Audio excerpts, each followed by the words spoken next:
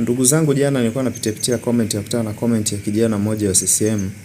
Anasema kwamba yeye amemaliza chuo kikuu, anajitambua, hawezi akafuata upuuzi na uongea. Hata chuo kikuu kuna wajinga, ndio maana ikawekwa mitihani. Usipojitambua huwezi kujitambulisha. Itakuwa ngumu kujitambulisha. Na kuwa chuo kikuu sio kuna kufanya wewe uonekane una akili.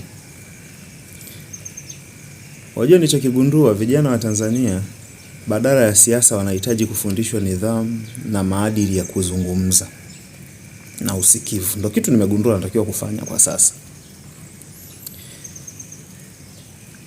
CCM ni kama wanazalisha vijana ambao wanayajua matusi kuliko hoja za msingi. Na wanajiita wasomi wa chuo kikuu. Kuna vitu viwili ambavyo watu wanavichanganya. Akili ni kile kitu kinachobakia baada ya elimu uliyoipata shuleni kuondolewa. Tukitoa degree yako hiyo kichwani, kinabaki nini? Hicho kitakachobaki ndo akili. Kwenye mazungumzo yangu yote ninayoyaongea hapa, huwa situmii elimu. Natumia akili ya kuzaliwa. Ndio maana labda wewe na elimu yako ya chuo kikuu umeshindwa kunielewa. Kwa sababu wewe unatumia elimu, mimi natumia akili, hatuwezi kuwa sawa. Tunachokipigania sisi sio tuletewe hela, narudia tena. Tunapigania mfumo. Hela hata wazazi wetu hawakuwa nazo. Tunapigania mifumo ya kuleta hela.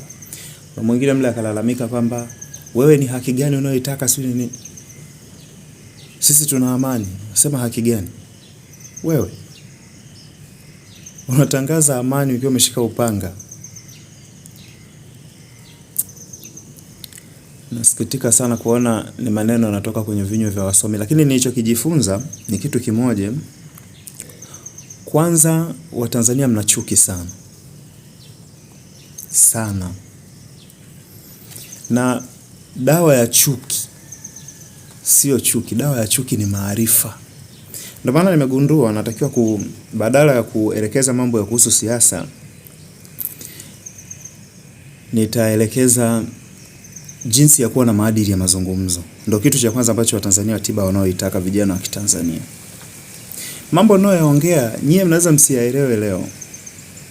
Kuna mtu alikuwa anaitwa Shaban Robert. Aliandika vitabu vingi miaka hiyo. Watu walikuwa hawamuelewi. Ni wachache sana walimuelewa katika nyakati zile. Lakini vitabu vya Shaban Robert leo ukiviangalia, utayaona maisha tunayoishi leo. Katafute vitabu kama kile kinaitwa Kusadikika. Utayaona mambo ya leo yanayofanyika leo. Kwa hiyo wewe utakapokuja kunielewa ni kwa kuchelewa, na hii ni kwa sababu mnasikiliza paparapapala, hamtulizi akili. Lakini nadhani sasa hivi nitaanza kuwapa nondo zinazohusiana na hekima. Jinsi gani kijana mwenye hekima anatakiwa kuishi. Na kuna siku nawaandalia kitu YouTube, kule nitaelezea kwa ukubwa. Kuna watu wameniambia kwa hiyo sasa wewe labda nyie mngefanyaje? Nitakuja kueleza kwa upana kule, kwa sababu ya muda mchache uliopo hapa kwenye TikTok. Nitakuja kueleza kwa ukubwa.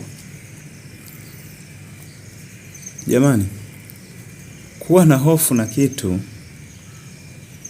na ukaamua kukifanya ndio ujasiri wenyewe. Niwatakia siku njema. Nadhani hivi karibuni nitaanza mijadala, tutakuwa tunaonana live, kwa hiyo kidogo tutakuwa tuna mijadala mingi ya hoja. Lakini uje na hoja, usije na mihemko. Tutakushangaa. Mwana siku njema.